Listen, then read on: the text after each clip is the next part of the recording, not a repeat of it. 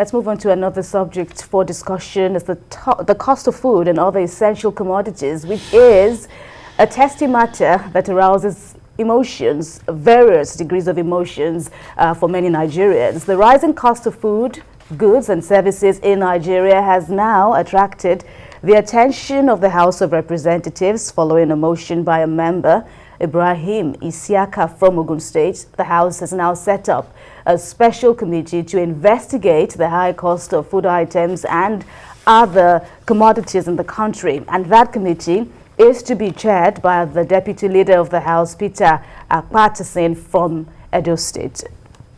To what extent, or to how confident are you that this intervention, if I can use that word, of the House of Reps, what are your sentiments toward this move generally?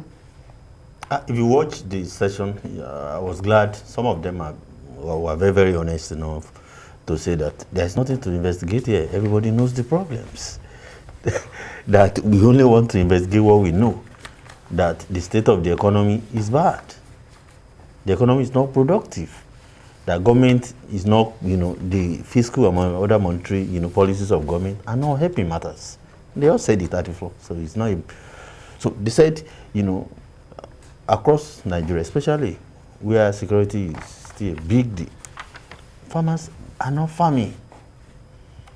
You get my point? These are the things they said at the floor, not that farmers are still having crisis. And these are realities. They are honest enough to admit, and I like that. The same government, I think the president said recently, blaming middlemen and all that. I disagreed. That his government is increasing electricity tariff. His government is increasing, fuel prices. So these are rippling effects. His government is increasing, taxes. So what do you, for this year alone, go and check it. The least inflation, figure we got from the National Bureau of Statistics is 17%. It's usually 20, 18, 19, 21, and all those. And that's a lot. So when you look at it economically, almost everything is wrong. Let me put it that way. Nothing is right.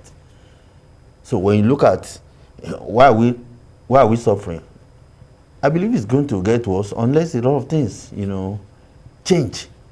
And we are not seeing any sign that things will change. Nigerians are really suffering. If you know the level of hunger in our country, we are talking about security. It's just one aspect. What is worse than security is hunger in the land. Many people cannot afford, food items. Many people can't eat twice a day. I'm talking about people that are working. I'm not talking about the jobless.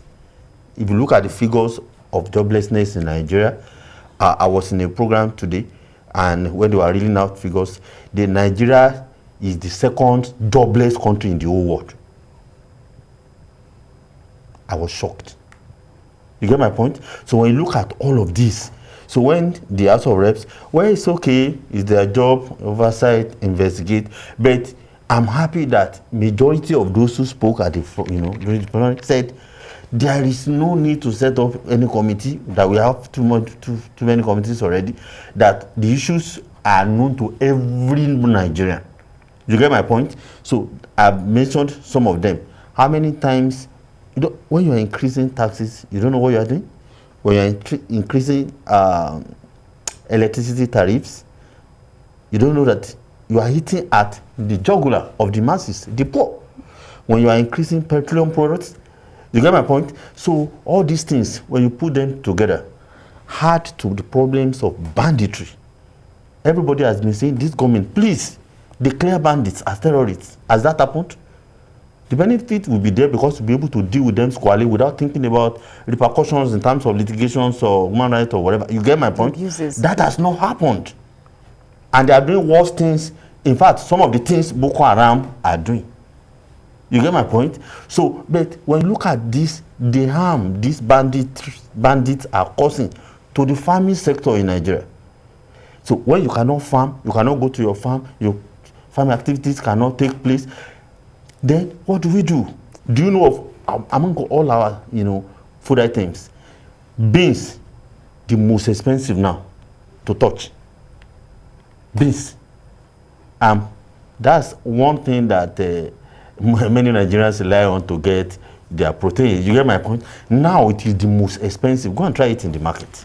All right. BK, what do you make of this move?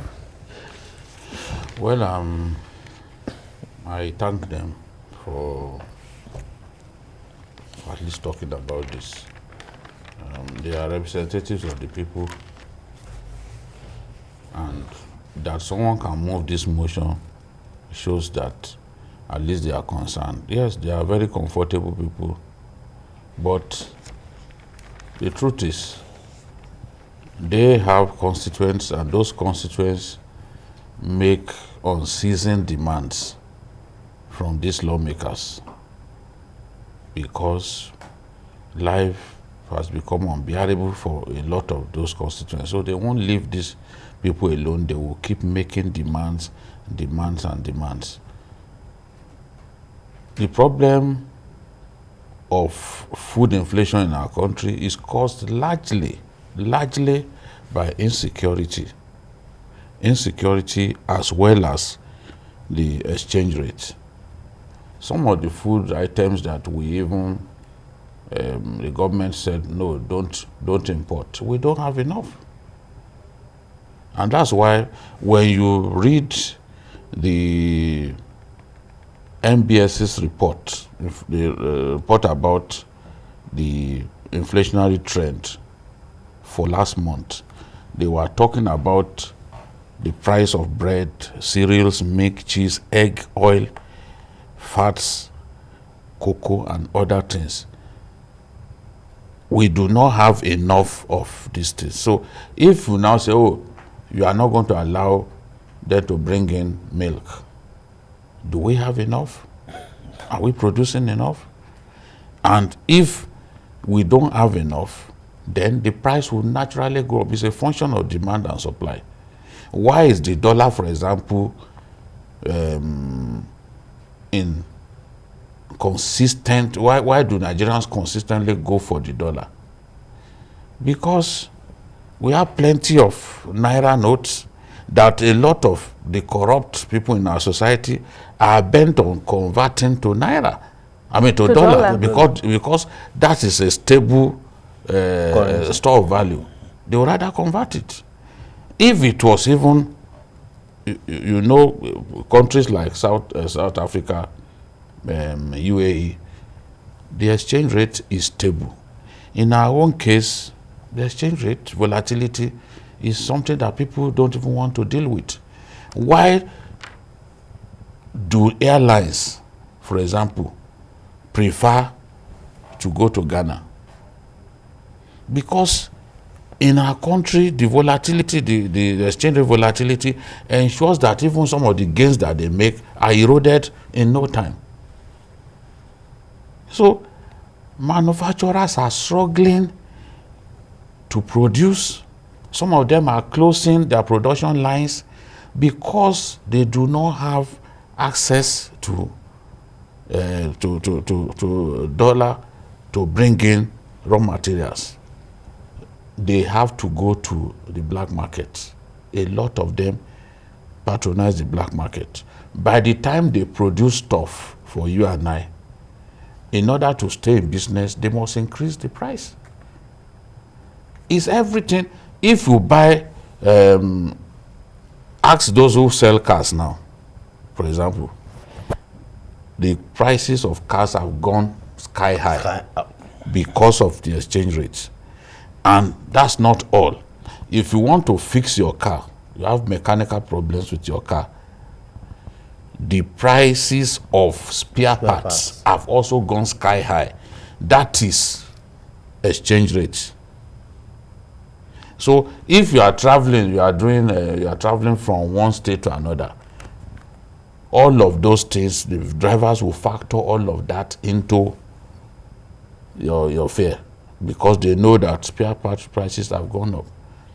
Look at bread this year. Earlier this year, 250 naira for a loaf. size. Yeah, for that slice bread. Today it is 650. 650, and people can't do without eating bread. Must eat bread. Now yam is so expensive now. to the point that our people, for the first time in history, our people are now buying sliced yam. You slice yam into like 3 or 4 parts. People are now buying. They want to eat it. To at least have a taste. They want to eat it. It may not be enough. But they can't afford the big one. The same thing with rice. Despite all the effort that we have made, by way of energizing rice production, rice produced domestically still remains extremely expensive, because people will factor in the fact that they can't produce enough because of insecurity and transport costs too rising as a result of other factors. I was talking about beans. The last time I checked, beans was 71,000 naira for a bag. For a bag. So, if anyone told you that to get to that point, you would argue, you say, no, it's not going to happen in my lifetime. But we are seeing this happen. Tomatoes, everything has gone up. So, that they can talk about it suggests in a way that, look, they are not totally detached from the rest of us. At least they can see that Nigerians are suffering, and they are looking at how do we solve this problem. All right. We cannot solve the problem if we don't fix the exchange rate, and if we don't fix the insecurity. Ololade, welcome. Apologies for keeping you. Thank you very much. I want to speak regards to the rising security in Kaduna State. Carry on, please. One is the source, because when you look at Kaduna have the highest military formation. There is the first mechanized division in Kaduna. There is NDA in Kaduna. Then there is military school in Zaria. And we also have the Air Force base in Mando, Kaduna. Yes. So in spite of this, healing is the order of the day. But what I think is happening here is that inability to produce one another. The leaders are meeting, but when they meet, they only meet and discuss on them what has happened. But thereafter, another thing is here. What I'm asking for is total forgiveness. Without that, I don't know. It's so disturbing that Kaduna State with every military person to see how this type of feeling. Look at it started during the regime of Babangida. The only time they have a rest of mind was when one military administrator was in Kaduna State, the pastor of the Lawa Jafar Yusa, who read a riot act to everybody. It was then that there was peace in Kaduna. But since then again, look at what we are witnessing now. The political leaders and leaders of the Hausa community. Thank you very much, Ololade from Ilorin. In response to what BKO has said, Adekule, how do you think, because surely the state of the Naira must come before the House of Reps as they strive to intervene on the economic situation in Nigeria. So looking at the moves, as you said, the policy, the fiscal policies and all that, how or what approach, how can the House of Reps, how can these honorables, come in here? Well, them, they will move motions, they will do resolutions at the end of the day. They are not the executive arm of government, and most of the things that happen in the economy, their own job is not beyond the passing laws, helping the executive to succeed and all that. But the ball stops on the table of the executive. You get my point? But in a democracy, conversation is like the oxygen that keeps life going. So keeping this conversation is even one beautiful thing. I like that just as Jide said, they are comfortable, but they are also feeling it somehow. Let's say their constituents are feeling it. They can't feel it. They are comfortable. You get my point? They can't feel it. But the people around them, they have millions of people around them. But whether they go to their constituency or they remain in Abuja, anywhere they go, Nigerians know them, and Nigerians want to have a slice of the opulence, they are entitled to. So now, talking about it is beautiful. It shows that at least in spite of their opulence, their heart still goes out, to the people, which is a beautiful thing. But let's keep talking about it, because when you look at exchange rate, to talk about the difference between official and parallel and the market, what you call what the black we see. market. I don't know why we have not done anything about it. It's one thing that is destroying this economy. It's this big, in a very, very big way. It's destroying the economy, and it's part of what is unleashing this hardship on the people. Because at the end of the day, the people in business, the manufacturers, all of that, this is where they access their forex, and when they access it at exorbitant prices, this will be passed on to the consumers. You get my point? We need to address that. We need to address it. Why is it that, you know, the naira is losing its value every minute? We must do something about it. We can't achieve everything, but because of our country, when there's rising hunger in the land, it's an invitation to anarchy. Because all of a sudden, I pray we don't get out to that point. The masses may just, you know, when people are hungry, snap. They will become angry. You know my point? All right. So that's why we should commend the House of Reps. Well, let me interrupt you. Apologies. We have a second caller, Raji from Ikorodu in Lagos here. Welcome. Yeah, good evening to everyone in the house. Good evening, sir. Thank you, I respect, sir. I agree too.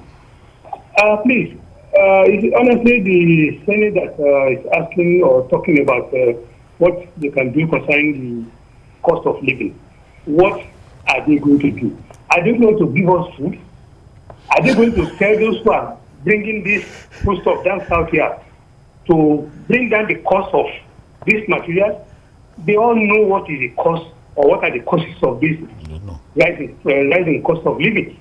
They are aware, so they are just sitting there. I think it's just unnecessary diversion.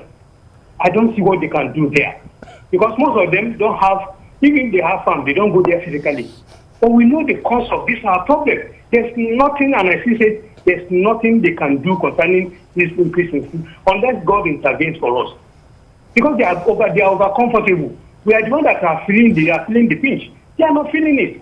So you asking, well, if they sit down till next year, there's nothing this will do to bring down the cost of living, because all of us know what are the costs. This insecurity is the major cost of this increasing what was the food stuff we are buying. We are no longer comfortable for crying out loud. Yeah. All right. Thank you so much, Mr. Olalade. BKO, there is gloom in the air, heavy gloom at that. And Ade Kunle has also talked about that if we're not careful, the citizenry might just snap. We are getting into 1 year anniversary, so to speak, of the destruction that was all over the place in Lagos. That's probably one reason the National Assembly members are worried. If there is a violent combustion across our country, they are not going to be safe too. Of course. Some of them lost their belongings during the NSAS. Yes. So they know that this hunger is a time bomb. The people who don't enjoy it when we say the truth, they will not see anything wrong. It's because they are they prefer to only speak the truth in hiding. But the truth is, there's so much hunger in the land. Everything is expensive. Everything is expensive. It is not even the luxury items alone that are expensive. Essentials. Essentials are expensive. The amount you buy it today is not what you buy tomorrow. The dollar exchanged for 575 naira to a dollar today. That was not the exchange rate about a month ago.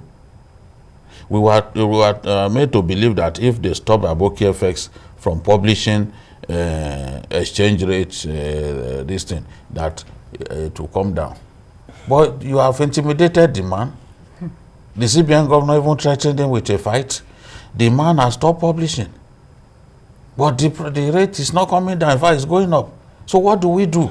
I believe that at the end of the day, what these National Assembly members will do is they will come up with a motion telling the CBN governor to shape up, telling the executive to address those problems, so that people won't say that this whole thing, in this whole thing, they kept their mouths buttoned up. They have spoken. They will say we can see people suffering and we have come out. So they are just trying to defend their own end.